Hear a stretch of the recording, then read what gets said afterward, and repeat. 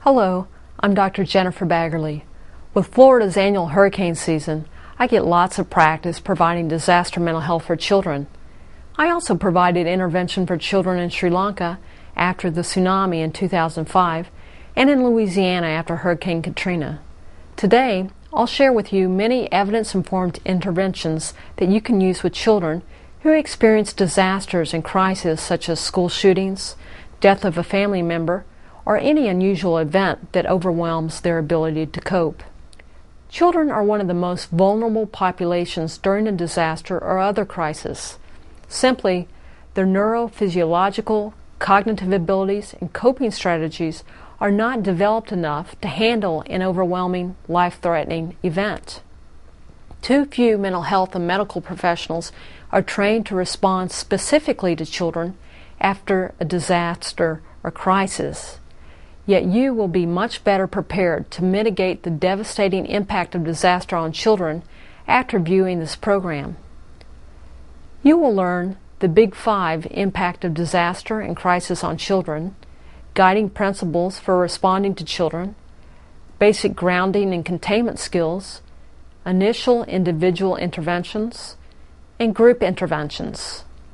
Impact of disaster and crisis on children. Understanding the impact of disaster and crisis on children is important for three reasons.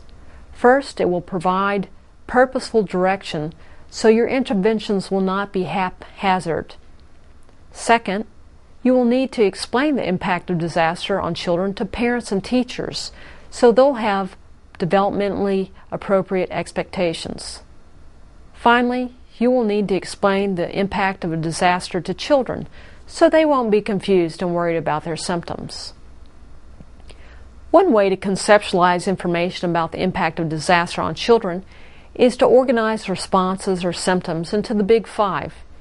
In adult language, the 5 categories for symptoms are physiological, cognitive, emotional, behavioral, and spiritual. Physiological.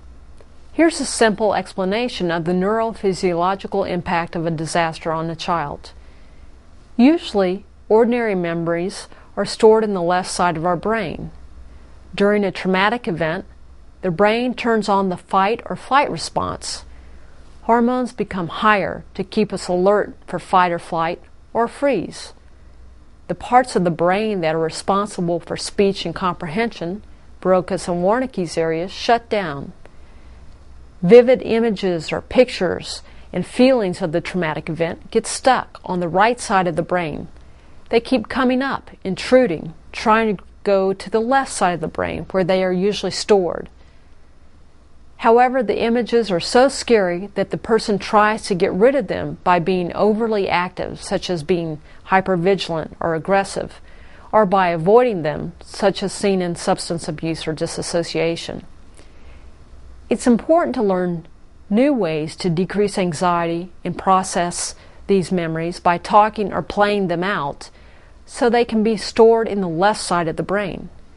Then the child will have more energy to think clearly, feel better, and get along with others. A more detailed explanation is given in the handout. Now stop and practice explaining this physiological response to an adult.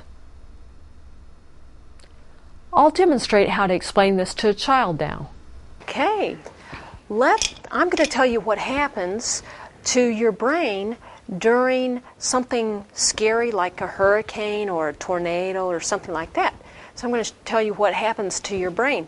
So let's pretend this is your brain. Now, usually when something happy happens, like you have a happy memory or something, the memory of what happens goes up to the top of your brain and gets put there, right there, nice and neat on the left side of your brain, right up there, nice and neat. And so you can kind of see a picture of it. So something happy like your last birthday party. So let's pretend this is a picture of your last birthday party. Tell me what happened at your last birthday party. So what happened at your last birthday party, Rabia? Well, my last birthday party, I had a Barbie cake, and everybody got ice cream. So you had a Barbie cake, and everybody got ice cream. So that's a nice, happy memory. Goes up here at the top of your brain like that. But sometimes when something scary happens, like a hurricane or a tornado, the memory goes down to the bottom of your brain like this because it doesn't have time to go up to the top part of your brain because you're trying to keep yourself safe. So the memories go down here, and then they start rattling around like that.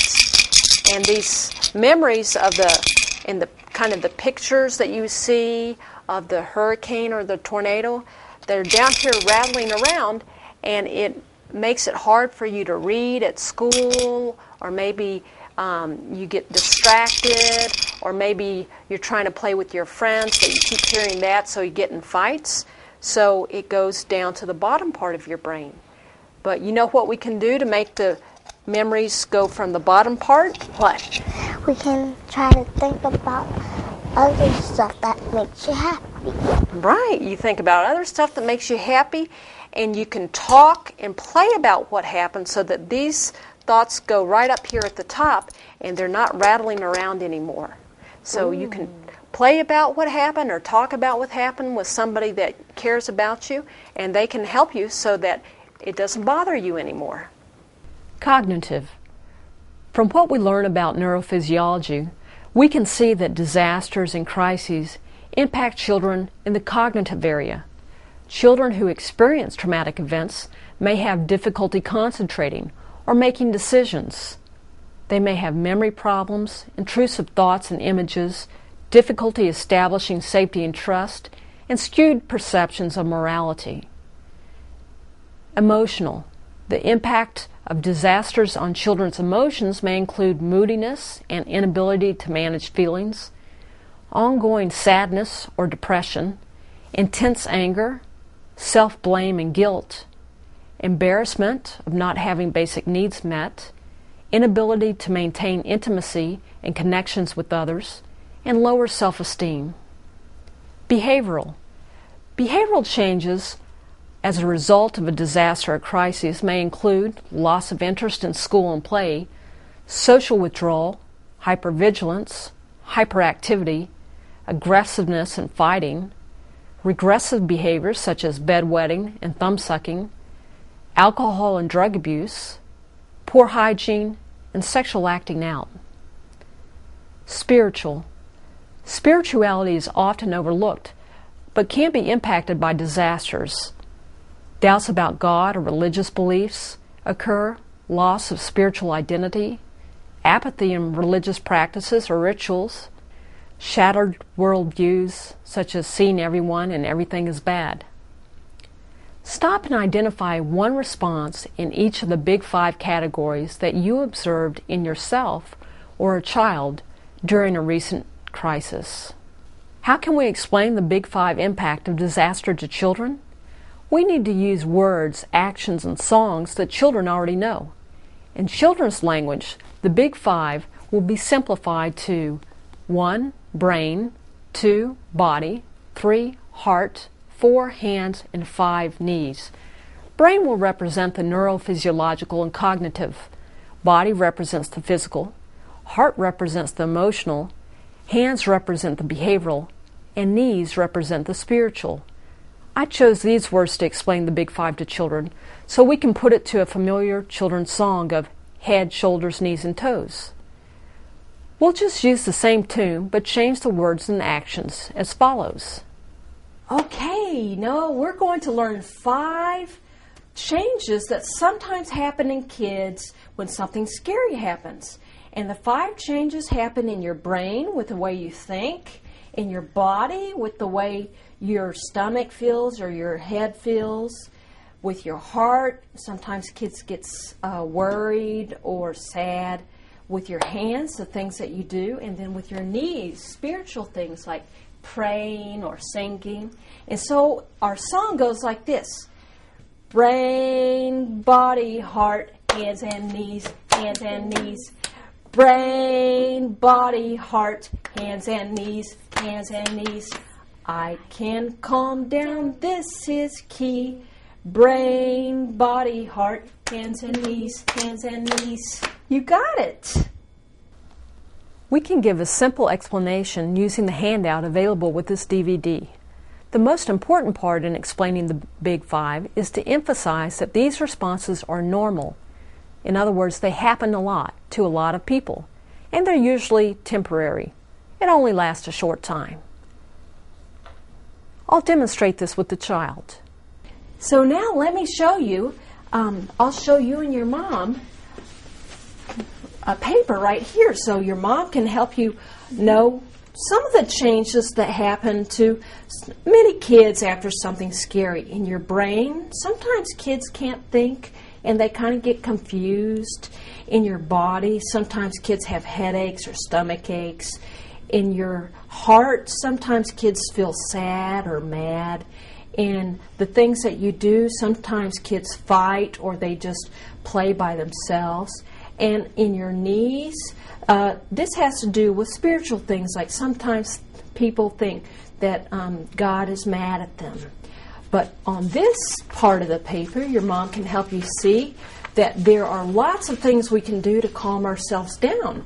In our brain, what we can do is we can think about happy thoughts and ask questions if we're confused.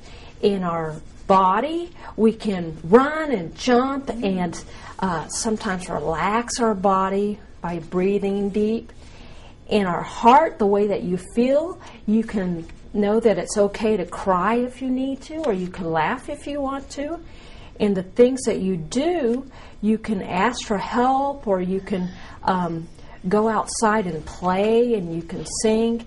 And with your knees, with the spiritual things, you can pray or sing, whatever your family usually does. So these are things that can help you calm down, and your mom will help you remember some of those things. Okay. There are several guiding principles for responding to children. The first principle in disaster response is to submit to the incident command structure. This is a paramilitary structure that brings order to chaos by identifying team leaders who follow predetermined procedures. You must check in with the incident commander or designee on scene before providing interventions. Do not go to an incident unless you are deployed by an identified person in an identified organization to a specific place at a specific time. The second principle is to follow the 6 C's of disaster mental health, as identified by the World Health Organization. These 6 C's are calmness, common sense, compassion, collaboration, communication, and control of yourself. They're described in your handout. Third, we need to maintain hardiness and flexibility. You will need to be physically and emotionally hardy, healthy and strong to endure long hours in uncomfortable settings. Flexibility is essential to working in a constantly changing situation with diverse people. The fourth principle is having an expectation that children and their families will have a normal recovery. Rather than seeing all symptoms as pathological, hold the view that most children are simply having normal responses to an abnormal experience. Fifth, a safe place is essential in order for stabilization and trauma recovery to occur. You may need to help create a safe space for children by moving chairs to be a boundary for a children's area, or informing the incident commander of unsafe people in the area. The sixth principle is to utilize developmentally appropriate approaches with children. Children are not miniature adults. We need to engage children with their natural language of play by using toys, puppets, art materials, and storybooks. The last principle is that crisis situations require more directive approaches so children have a sense of order and safety. In the early phases of a disaster, the goal is to stabilize.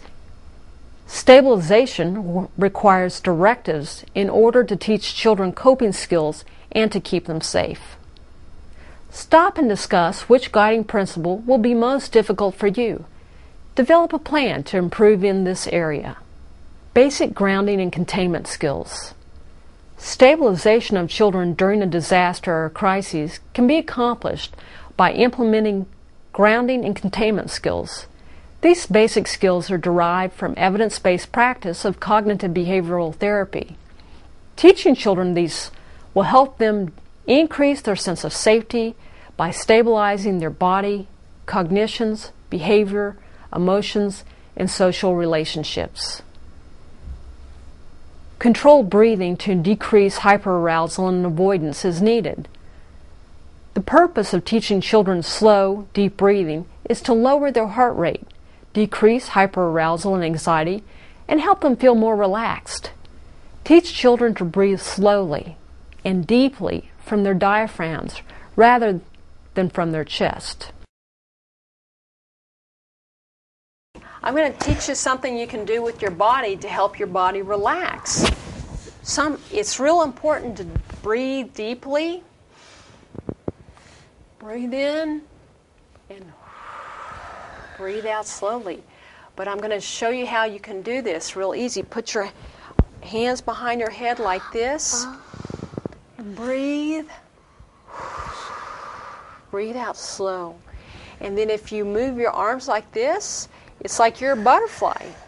So this is called butterfly breathing. So we breathe in slow. And we blow out slow. So that's butterfly breathing. We can have bubbles. And when you blow these bubbles, you have to breathe real slowly. So here you go. Try blowing a bubble here. You did it. All right. Now you blow one. All right. You did it. Yeah, you can pop them. Here's another thing we're going to do. Blow that. This is a pinwheel. Hold the pinwheel and blow that. There you go. So take a deep breath and fill up your belly, your stomach with air. And then when you blow out, there like you this? go. Yeah. Yeah. Blow it. And then when you blow out, the cup will go down.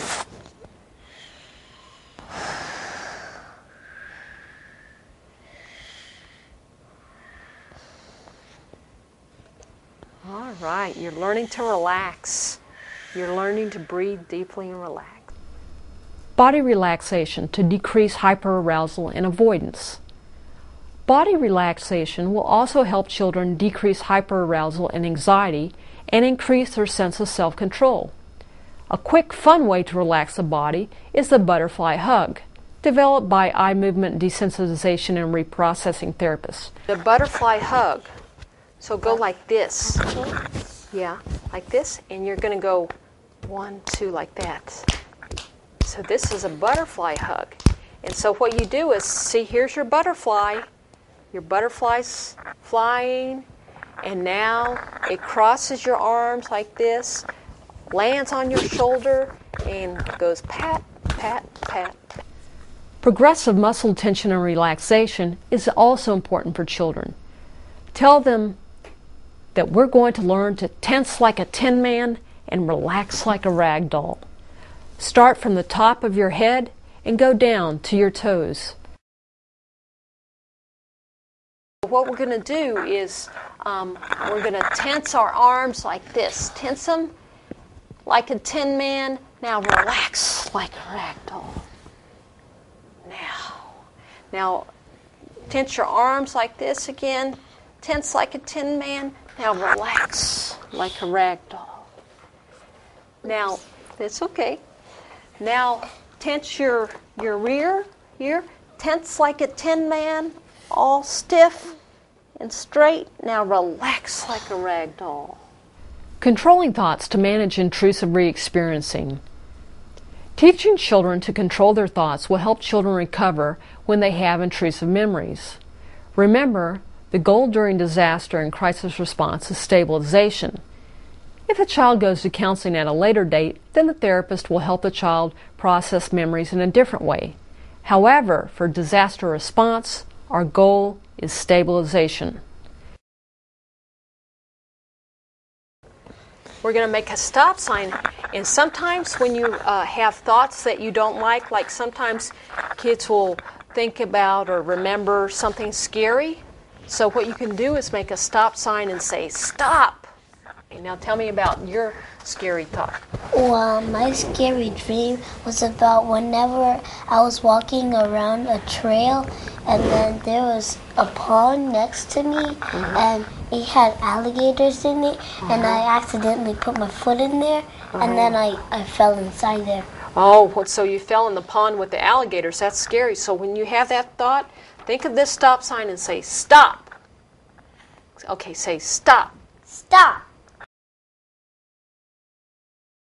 You know, sometimes when there's a music CD in and you don't like the song, all you have to do is take it out and put in a new CD. And so that's sometimes what happens with our thoughts. If you have a thought you don't like maybe you're thinking about the scary alligator, you're going to take that CD out and put in a new CD. So we're going to replace that thought with something that you like. So tell me a happy thought that you have. Well, that I went to my godmother's house and we had a lot of fun because we were playing Xbox. Being at your godmother's house playing Xbox with your friends. So when you have that scary thought about the alligator, I want you to take that out and put in the CD, the new thought of being at your godmother's playing Xbox. Okay, so go. I'm at my godmother's playing Xbox. I'm at my godmother's playing Xbox. Okay. Singing positive songs is a fun way to increase positive thoughts. Try changing the words to a familiar children's song. For example, the Association for Play Therapy members working in Sri Lanka made up this song to the tune of Twinkle, Twinkle, Little Star. I am safe and I am strong. Take a breath and sing this song. I'm growing stronger every day. I know that I'll be okay. I am safe and I am strong. Take a breath and sing along. I am safe and I am strong. Take a breath and sing this song. I'm growing stronger every day. I know that I'll be okay. I am safe and I am strong. Take a breath and sing this song. Okay, you did it. Visualizing a safe, happy place is another important step in teaching children to control their thoughts. Okay, now we're going to think about a safe place. So your godmother's home's also a safe place. So what I want you to do is I want you to think about your godmother's home. Think about your godmother's home and the safe place, and you think about your home. And just picture it and think about what are the colors that you see there at your godmother's home, and think about what sounds do you hear there. And just calm your body down and relax while you think about that safe place. The 3-2-1 game is another method of bringing children's attention into the here and now instead of the fear of the past or the worry of future. And Shep and Sugarloaf like to play a game called the 3-2-1 game. Are you ready to play the 3-2-1 game? Yes. Okay, here's the 3-2-1 game. Tell me 3 things you can see above your head. Yes? Lights. Okay, tell me something else you can see above your head. The boxes. The box, and what else do you see above your head? Oh, maybe the thing that is right there. You see those little lines? Oh, that, the bar? Okay. Now tell me 3 things that you can hear. Somebody talking. Okay, someone talking, and what can you hear? I can hear the lights going. Yeah, you can hear those lights. Now tell me 3 things that you can touch. What else? What can you touch? You can touch the foot of the dog. Okay, and what can you touch? Your skin. And what can you touch? I can touch My sandals. Yeah, your sandals. Okay, now tell me 2 things you see above your eyes. Uh-huh. A light and an air conditioner. Okay. Now tell me 2 things you can hear. Uh-huh. I can hear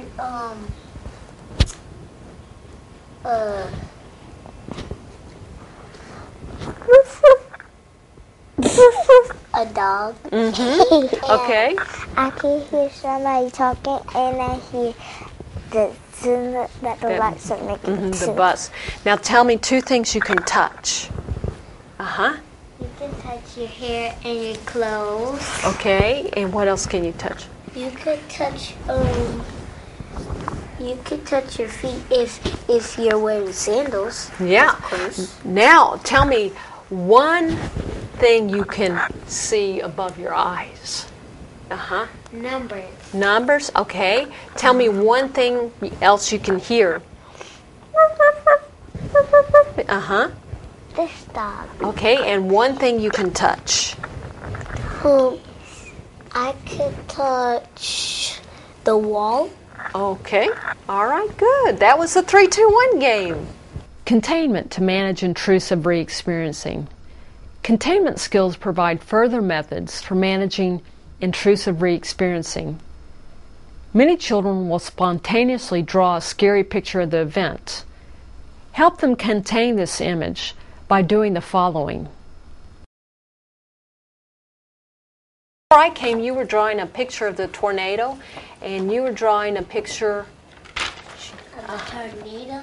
Okay, sometimes when you keep looking at the pictures of the tornado, some kids start to feel a little scared. So what we're going to do is fold them up and put them in this envelope. So I'm going to give you each an envelope and fold them up and put them in this envelope, and then we're going to seal the envelope.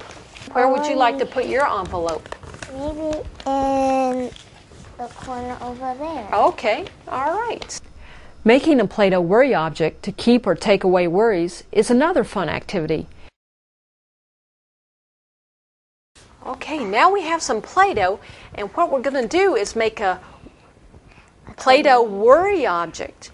A worry object is something that you make that you can put your worries on and take it away. Like sometimes people will make a dolphin and put all their worries on the dolphin and let the dolphin swim away.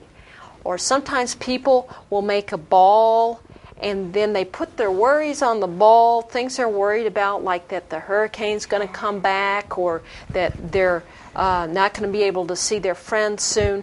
And they put their worries on it and then they just send the ball away, kick the ball away. Or sometimes people will make an airplane and put the worries on their airplane and then it goes away. So take a few minutes and make something that you can put your worries on. I made kind of like an Easter egg, but except it has nothing on it, but it's just blue because this is blue. Oh, okay. So you made an Easter egg to put your worries on, and you made Chocolate kisses. You made chocolate kisses to put your worries on, and you made a flower to put your worries on. Body burrito is a way to physically contain feelings. It is based on the old practice of swaddling a child. Occupational therapists often use this for sensory integration. Now we're going to do a body burrito. That's where you get to be a burrito in this blanket. So why don't you stand up? Like a chicken burrito. And we're going to put this blanket around you. And then what you can do is you're going to wrap up in it like this. Now you're a burrito. Now kind of get down, back down on the floor. And you can sit down and lay down and then see if you can roll in it. Roll over here. There you are. Okay, roll that way. Okay. There you are. Now just lay there and try and relax. Try and relax in your body burrito. Initial individual interventions. The child care model is an initial individual intervention. It has 6 steps. Check, connect, comfort, assess, refer, and educate. Hi, my name's Jennifer. This is my puppet Sugarloaf and Shep. Is it okay if I visit with you? It's okay with you, Mom? Mm-hmm. Okay. This is Sugarloaf. Would you like to pet him? This is Shep. Would you like to pet him here? We're just here helping out today in the hurricane shelter. What's your name? Noah. Hi, Noah. And you're here with your mom? Yeah. Do you have other family here with you? You do? Okay. And does the rest of your family and your friends, do they know where you are, or do you need to let them know where you are? They know where we are. Okay, good, good. All right, well, I'm just checking with folks to see if they're doing okay and see how they're feeling. Does anything hurt on you, Noah? No, you're okay. Are you feeling okay? Are you thirsty? No? Well, I have some water here for you if you get thirsty. Would you like some water? No? Let's see if your mom might like some water. Would you like some water, Mom? Sure, I'd like some water. Okay, because Noah might get thirsty later. And you know what? We even have some snacks, too. Let's see. Is this the type of snacks that your mom lets you have sometimes? Mm-hmm. All right, I'll leave some snacks there for you just in case you need it. And I know that Sugarloaf, he sometimes gets scared because he's staying here in the shelter. Yeah, I'm kind of scared because that storm's going on outside. But Shep, he's a wise old sheepdog, and he says, Sugarloaf, I know you're scared, but we know some ways to calm down. Would you like to learn some ways to calm down in case you start to feel scared or worried? Okay. I know. You can put your hands behind your head and take a deep breath. So, how about if you go like this? Practice putting your hands behind your head like that, and you can take a deep breath and it calms you down.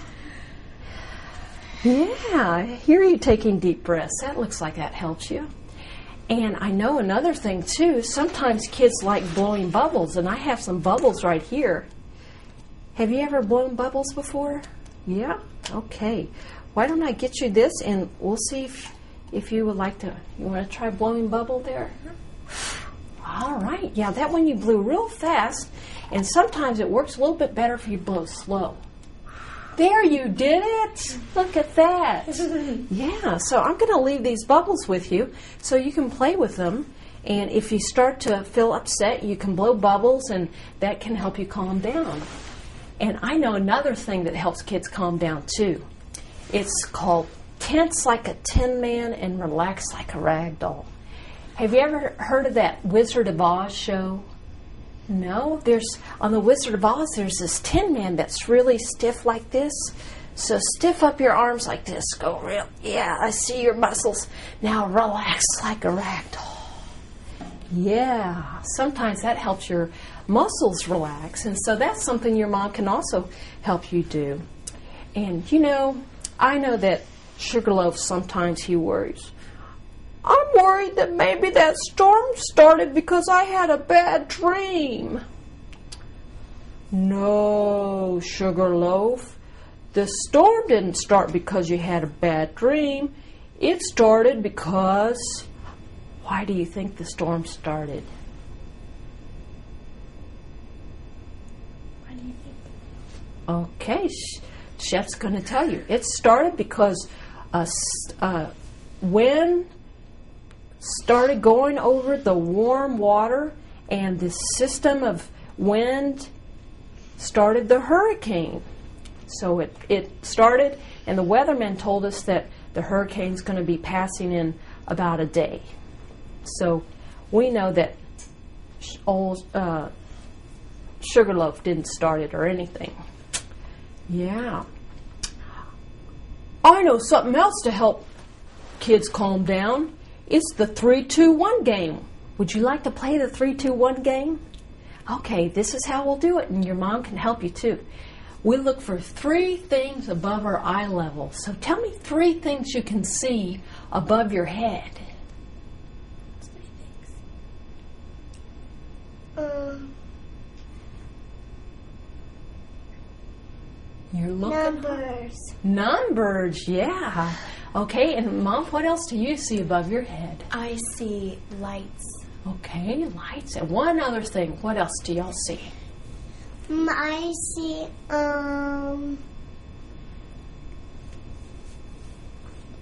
walls. Walls, yes. Okay, so you saw the numbers and the lights and the walls. Now tell me 3 things you can hear.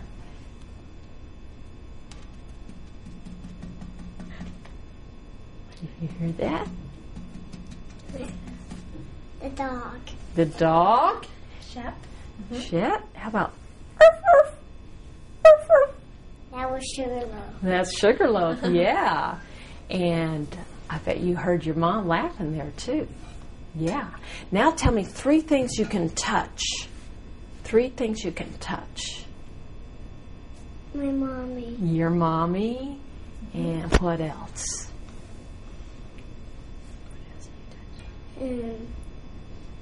Sugarloaf.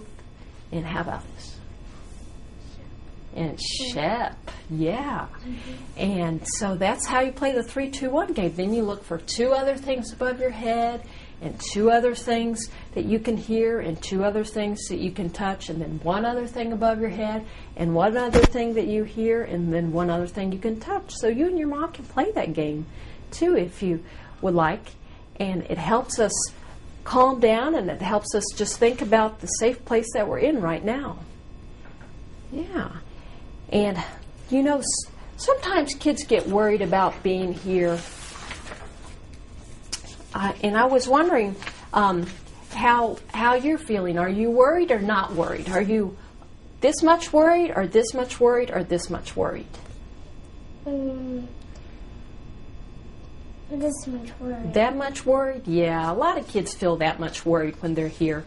And I'm going to show you and your mom this paper, and this shows typical things that happen to typical kids. So lots of kids have different changes that they notice in their brain, and they get confused, and they notice changes in their body, like maybe they feel dizzy or that they have a stomach ache.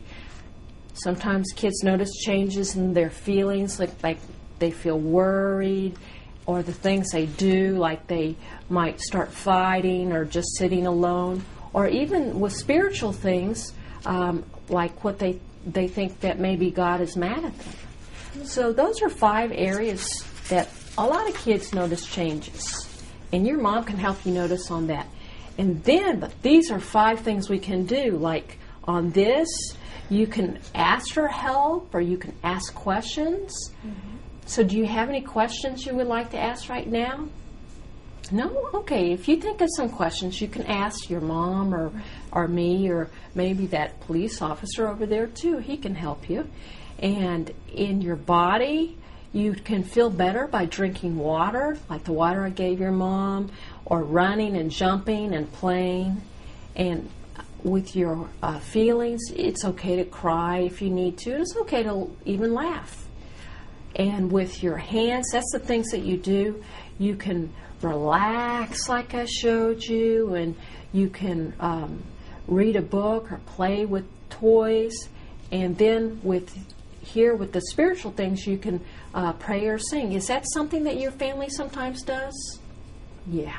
So those are things that you and your mom can work on, and if you start to notice changes, then you can help remind them about things like that.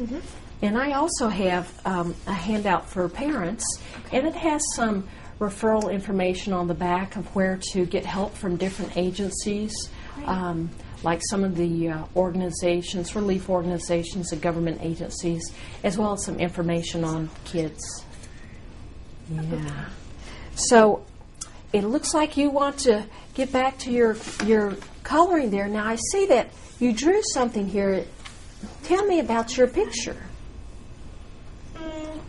That's the rain, and that's a tree, and that's rain that's down there, and that's thunder. Oh, yeah. And that's lightning. Yeah. So sometimes that looks like it can kind of be a scary picture. And I know sometimes what can help kids is if you fold up your picture. Would you like to fold up your picture and put it in a safe place? Okay, so you can fold your picture. You want to fold your picture? And like that, and then you can put it in a safe place. Where's a safe place you can put it, like maybe with your mom or in your pocket or something? I have an easel. Oh, you have an easel you could put it in. Okay. Yeah, so your mom could keep it for you to put it on the easel. And another thing that helps kids is if they draw a picture of a happy, safe place. So if you would like to, you could draw a picture of a happy, safe place, and that way you could remember about those happy, safe places. Okay? All right. Well, I'm going to go visit some other kids now, but in about an hour, we're going to have some group games with some other kids. And so, do you think you might like to play some games with some other kids a little later? Yeah? Okay, then I'll come back and get you, and then I'll introduce you to some other kids so we can play some games and play with some toys. Thanks for visiting with me. Thank you. Bye, Noah. Bye, Noah. See ya. Group interventions. Forming groups is an efficient way to provide psychoeducation for lots of children who experienced a disaster or crisis. The National Child Traumatic Stress Network and UCLA researchers have identified the goals for psychoeducation as follows: normalize symptoms, manage hyperarousal, manage intrusive re-experiencing, increase accurate cognitions, increase effective coping, facilitate social support, and foster hope. These goals can be accomplished in groups by many of the grounding and containment activities that I've demonstrated before, and by reading storybooks such as A Terrible Thing Happened, Brave Bart, and Don't Pop Your Cork on Monday. I'll describe and demonstrate several other group interventions. Puppet shows can be used to address common cognitive distortions held by children after a disaster. For example, after the tsunami, many Sri Lankan children believe that the tsunami happened because God was mad at them. Puppet shows can also inform children about normal symptoms and coping strategies. Okay, now it's time for the puppet show. Yay. Hi, my name's Shep and I'm a wise old sheepdog. Hi, my name's Sugarloaf and I'm kind of scared. I'm just a little puppy.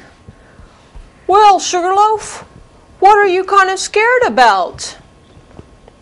Let's ask you guys. What do you think Sugarloaf might be scared of since he's here at the hurricane shelter? Yes? A hurricane might come. Okay. Yeah, I'm kind of scared that a hurricane might come. Well, Sugarloaf, that is very common for kids to be scared of the hurricane. Sometimes kids will notice different things in their body and their thoughts and the things that they do and the things that they feel during a hurricane. Let me ask these kids, have you guys noticed anything different in your body or the way you feel since being at the hurricane shelter? Yes? That,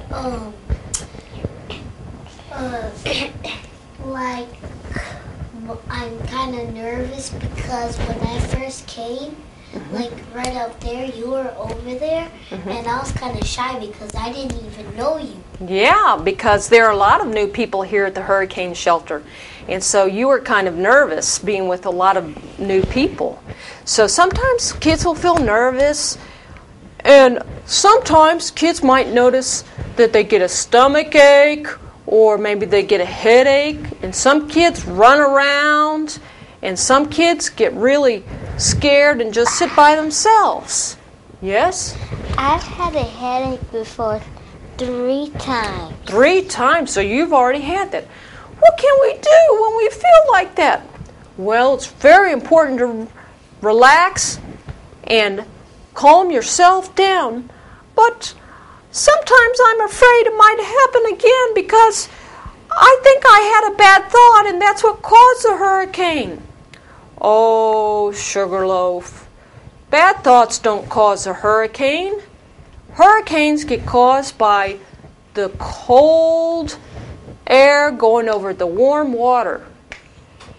Let me ask these kids. Kids, do you think Sugarloaf caused a hurricane? No.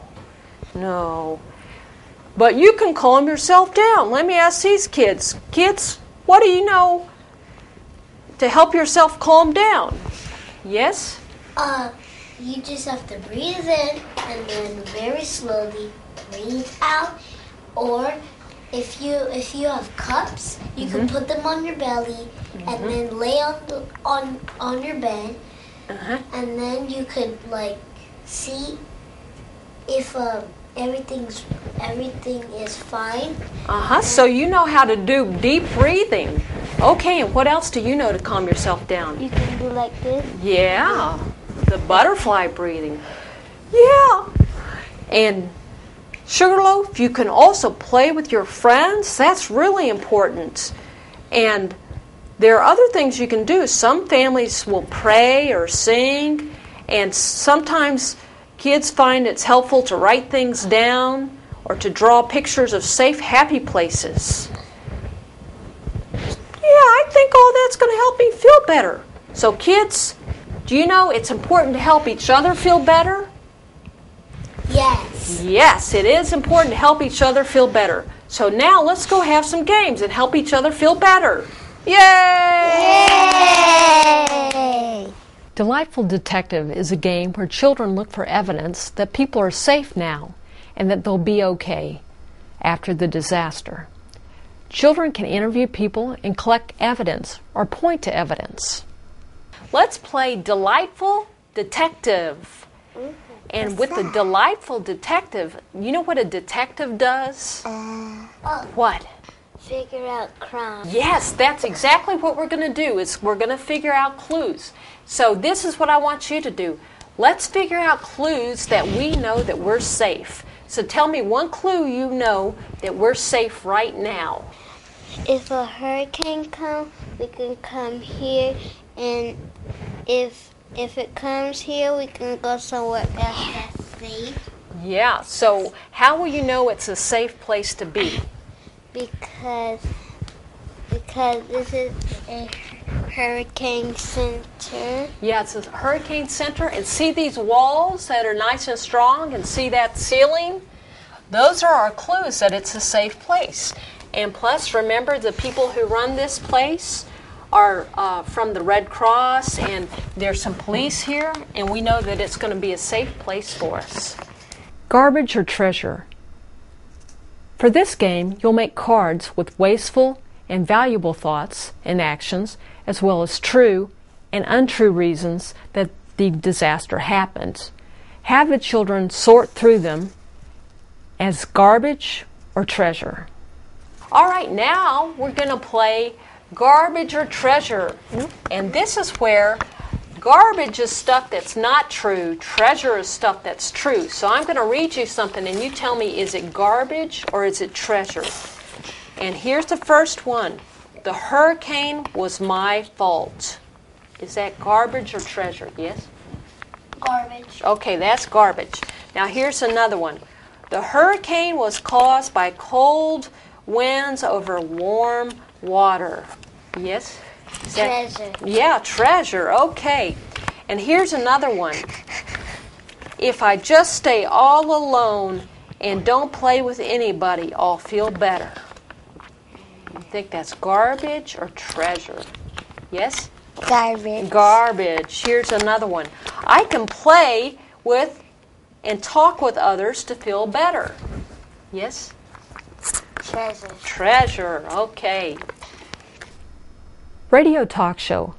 Appoint children to be experts on a radio talk show.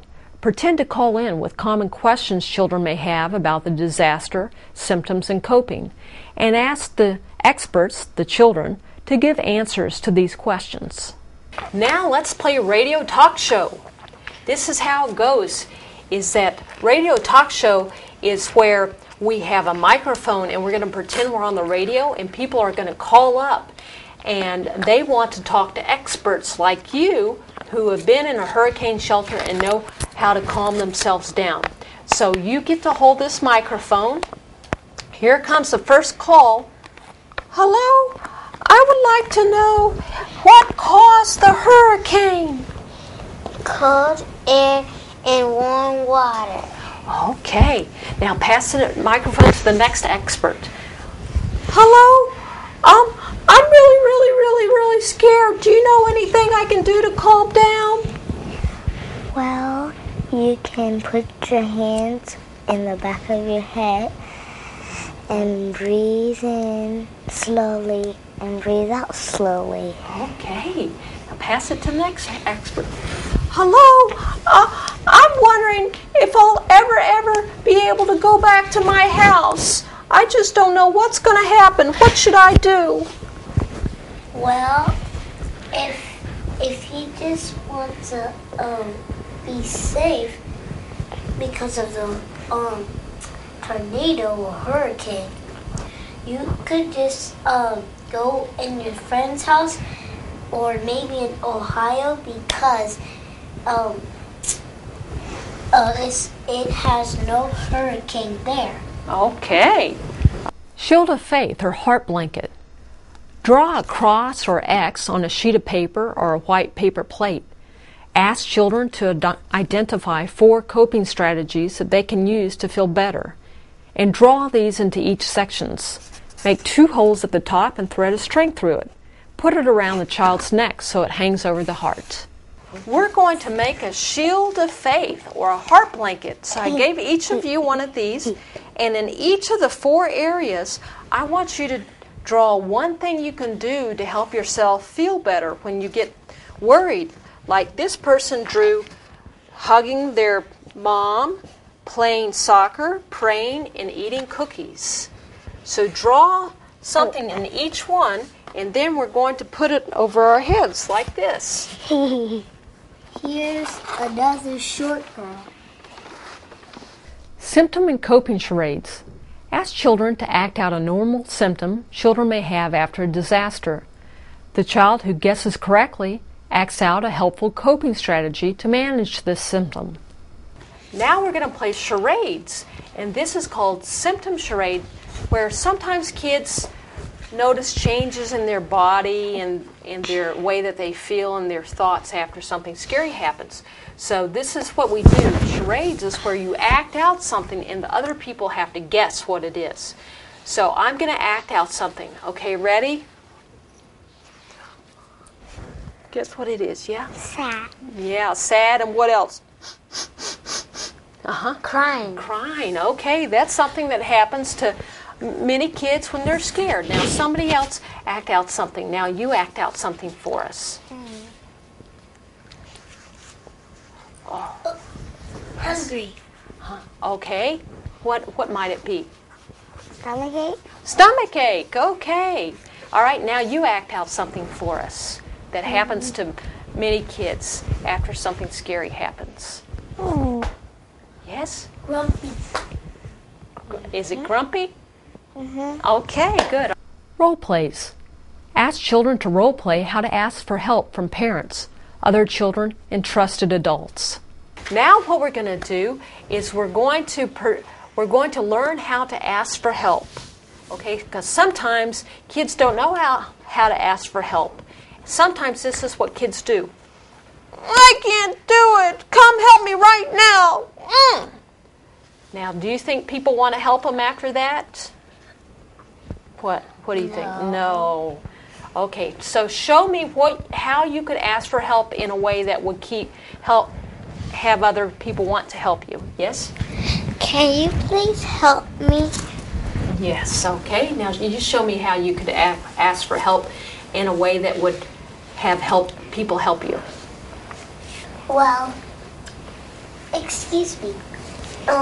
I need someone to help me. Would you please help me, please? Okay, you did it.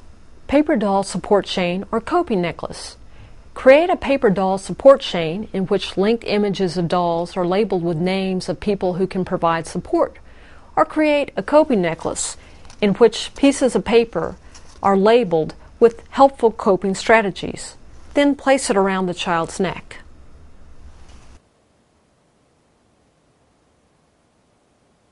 Rebuild your world sand tray.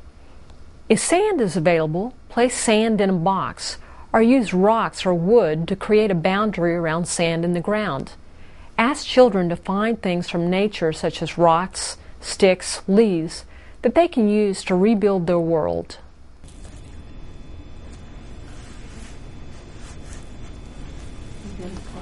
I'll go in and ask him. Oh, I see. You built something in the sandbox. Mm-hmm. Tell me about your sandbox. It's a fort. Oh, you built a fort. That's a great idea. Mm-hmm. Yeah. So you found things on the ground and you built a fort. Mm-hmm. Okay, good. Group games. Sometimes children just need gross motor activity, such as running and jumping. Organize games like Duck, Duck, Goose, relay races, crab soccer, volley beach ball, red light, green light, and dancing. Okay, now we're going to have relay races. Okay. All right, this is how the first relay race we're going to have is hopping on one foot. So when I say go, show me your one foot you're going to hop on. When I say go, hop over here to me. Ready, set, go. Okay. Okay. All right, let's try that again. This time hop on the other foot. Ready, set, go. Okay. All right. Now, let's try this way where we have crab races. You go like this. Ooh. Okay. And now, ready, set, go. Come toward me. Okay. Group free play. Sometimes children just need to play with toys in any way they choose. Structure the setting with limits on space and the number of children. Provide appropriate toys like dolls, toy soldiers, animal families, cars, rescue vehicles, medical kits, Nerf balls, blocks, and paper and crayons. Consult with parents and teachers. Teach parents and guardians to conduct soothing sessions that may include massaging, rocking, and singing to their children. Provide written information on normal symptoms children experience after disasters, warning signs, coping strategies, and resources. Consult with teachers about activities they can do in the classroom to help children calm down and focus on their academic work. Thank you for watching. Now you have some knowledge and skills to help children recover after disasters and crises. Best wishes as you intervene with children.